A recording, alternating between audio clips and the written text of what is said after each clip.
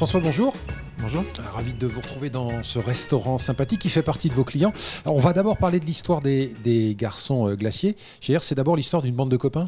Oui, c'est ça, tout à fait. On s'est rencontrés au collège à Angers. Et puis, pendant notre début de vie professionnelle, on a toujours essayé de conjuguer un petit peu nos talents, enfin, du moins d'essayer, pour aboutir à ce projet-là qui est né l'année dernière. Et ça nous a pris tout l'hiver pour nous organiser. Et depuis le mois de juillet, on a commencé la fabrication. Alors, vous êtes glacier, c'est une profession qui est réglementée depuis peu. Depuis le 1er janvier 2018.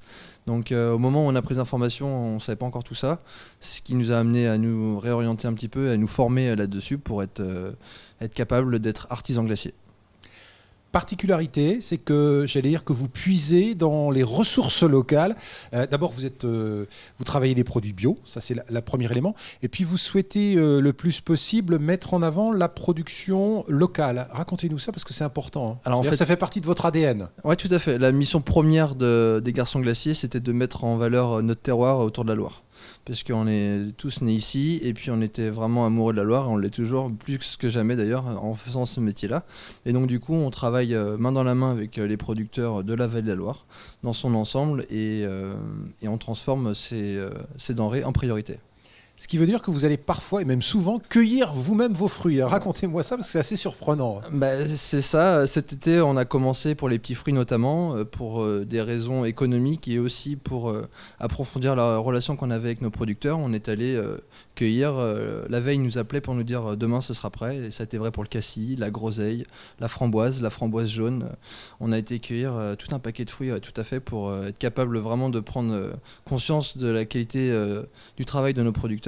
Et puis aussi de se rendre compte que lorsqu'on avait des fruits à maturité, on avait beaucoup moins de sucre à rajouter dans nos sorbets et c'était tout à fait judicieux. Non, vous avez carrément dévoilé le secret là, François. C'est ça justement ce qui fait toute la saveur d'une bonne glace, c'est le fait qu'on travaille avec des fruits qui sont bons à croquer, qui sont à maturité et qui donnent justement ce petit supplément d'âme. C'est ça. En fait, nous, on n'a rien inventé, si vous voulez. C'est la nature qui fait tout le travail. Il faut juste la prendre au bon moment et savoir respecter son produit. Comment vous vendez vos productions? Comment ça se passe? Il y a un peu de vente directe et puis vous travaillez avec pas mal de restaurateurs. Alors on a eu la chance de trouver un local Place Lafayette, donc qui le mercredi matin et le samedi matin est une grande zone d'affluence. Oui, puisqu'il y a le marché. Tout à fait. Donc en juillet, en août, en septembre, en octobre, le temps s'y prêtait. Les clients étaient là, donc on a ouvert la boutique pendant ces matinées-là.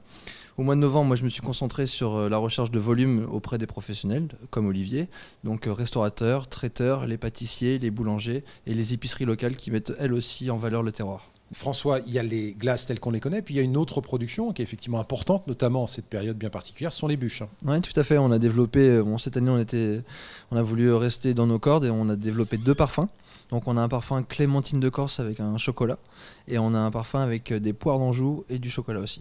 Voilà, tout ça sous forme de bouche. Bon, je vous taquine un peu, vous êtes un peu chauvin, mais les Angevins le sont aussi, parce que votre glace numéro 1, c'est une glace à parfum Reine-Claude. Surprenant. Exactement. Alors on savait que les Angevins étaient chauvins, mais honnêtement, à ce point-là, c'était vraiment une belle surprise, puisque cet été, on a commencé avec la ville d'Angers sur un partenariat, on a distribué nos sorbets pendant Temporive, et on s'est rendu compte que le sorbet Reine-Claude, c'était vraiment quelque chose de fantastique pour les Angevins, parce que déjà, c'est une référence qu'on n'a pas l'habitude de goûter, et puis dans la logique de notre fabrication, les Reine-Claude étaient vraiment mûrs, et on a essayé au plus possible de respecter ce produit-là, et on en a fait un sorbet qui est tout à fait fantastique, et les Angevins nous l'ont bien rendu.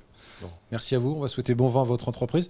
Et puis on va retrouver Olivier, là, le restaurateur, qui va nous parler lui aussi de vos glaces qu'il met à sa carte. Olivier, merci de nous accueillir dans votre établissement. Depuis quelques temps déjà, vous proposez à vos clients de déguster ce que produisent les garçons glaciers. Tout à fait. Ça veut dire que vous aussi, vous avez été séduit? Oui, bien sûr. Le fait de fabriquer des glaces avec des produits locaux, bio, c'est évidemment séduisant, c'est charmant et c'est bien réalisé.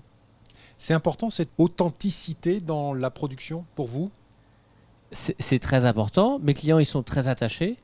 Et de plus, moi, en tant qu'entrepreneur, je me devais de soutenir des entreprenants, garçons glaciers. Des gens qui démarrent leur aventure professionnelle. Oui, tout à fait, de soutenir. On est voisins déjà. Et puis l'action d'être... leur histoire déjà, le fait d'être entre amis, de réaliser ces produits, d'aller chez les producteurs, chercher les produits. Je trouve ça assez génial. Ouais. François me disait il y a quelques instants que le sorbet numéro 1, c'est le sorbet Reine-Claude. C'est la même chose pour vos clients ? Oui, pour les mêmes raisons qu'on a évoquées, c'est effectivement, ce sont des produits locaux et très représentatifs du terroir angevin. Merci de nous avoir accueillis. On va continuer notre petit périple. On a bien mangé. On a découvert du saumon très appétissant, des glaces succulentes. On va maintenant, puisque c'est la période des fêtes de fin d'année, vous proposer d'aller à la rencontre de créatrices et de créateurs qui se sont installés.